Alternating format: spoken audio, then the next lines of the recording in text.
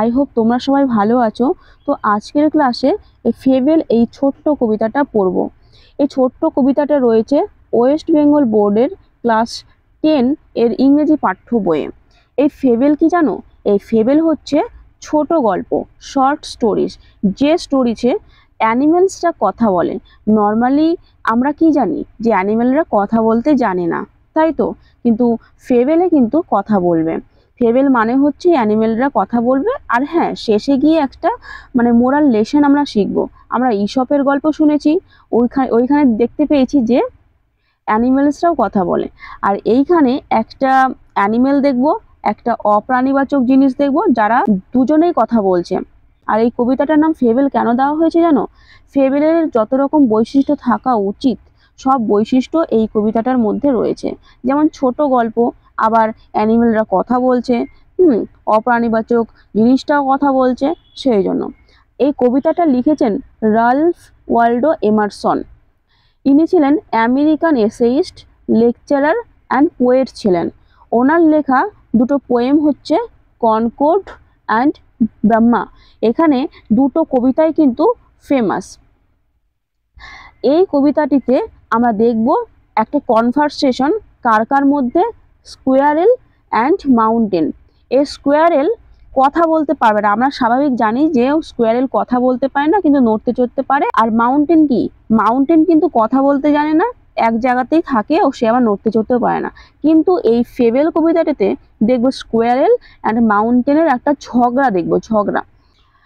এই কবিতাটিতে আমরা দেখব স্কোয়ারেল পয়েন্টস আউট, বলতে চেয়েছে দ্যাট ইন দিস ওয়ার্ল্ড, এই পৃথিবীতে, এভরি বিং মানে সব কিছুই, লিভিং হোক অথবা নন লিভিং হোক, বড় হোক অথবা ছোট হোক, হ্যাঁ, have their individual reasons for existence, মানে এক একজনের এক এক রকম ট্যালেন্ট রয়েছে। ওকে, সেই জন্য কাউকেই কিন্তু ছোট করা উচিত নয়। দেখো, the mountain and the squirrel. প্রথমে কার নাম এসছে? মাউন্টেনের নাম। নেক্সট কার নাম? The squirrel. ওরা কি করছিল? হ্যাড এ কোয়ারেল, ঝগড়া করছিল। কি বলে? অ্যান্ড দ্য ফরমার, ফরমার হচ্ছে আগের জন, এটা কে তাহলে? মাউন্টেন, হ্যাঁ। আর অ্যান্ড কল দ্য ল্যাটার, এই ল্যাটারটাকে স্কোয়ারেল, কারণ আগের নাম কার ছিল? মাউন্টেনের নাম ছিল, শেষে কার নাম হলো? ল্যাটারটাকে স্কোয়ারেল। তো এই আগের জন পরের জনকে বললো, মানে মাউন্টেন স্কোয়ারেলকে বললো লিটিল প্রিগ। প্রিগ মানে জানো?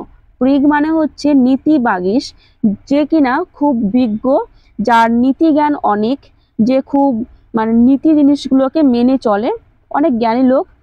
মাউন্টেন স্কোয়ারেলকে বলল যে ছোট্ট নীতিবাগিস বা লিটিল প্রিগ। তবে এখানে তোমাকে মানে বুঝতে হবে যে এখানে কিন্তু মাউন্টেন স্কোয়ারেলকে সত্যি সত্যি কিন্তু নীতিবাগিস বলেনি। হ্যাঁ, অবশ্যই স্কোয়ারেল নীতিবাগিস, কিন্তু এখানে মাউন্টেন ওকে ঠাট্টা করে এই লিটিল প্রিগ শব্দটা বলেছে। কেন বলেছে?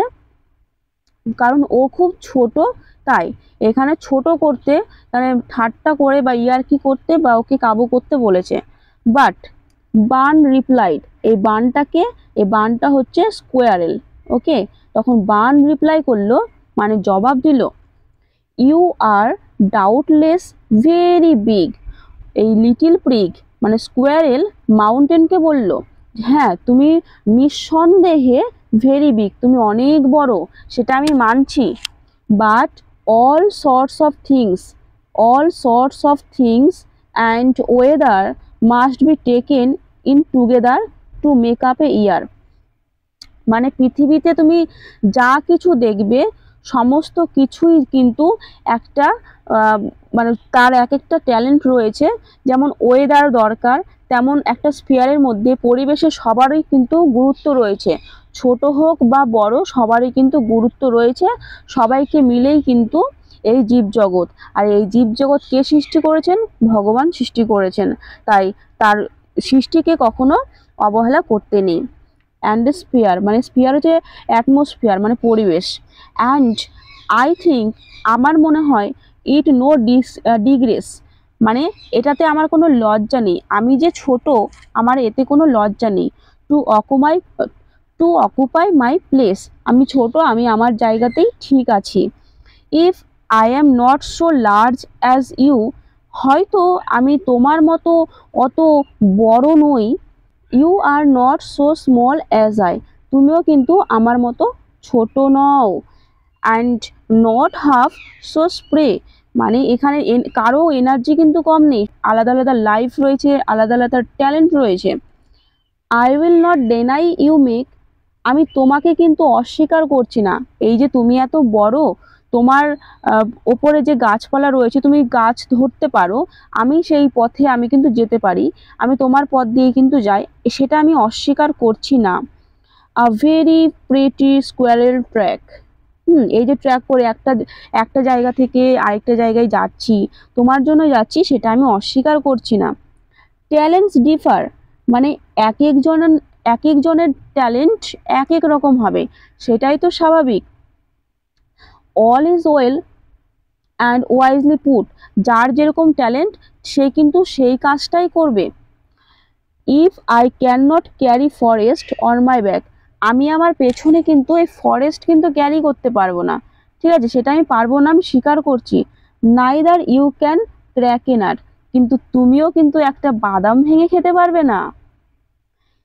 তাই একটা মোরাল লেসন আজকে আমরা শিখলাম যে কাউকেই ছোট করতে নেই, এই পৃথিবীতে যা কিছু রয়েছে সবারই আলাদা আলাদা বৈশিষ্ট্য রয়েছে।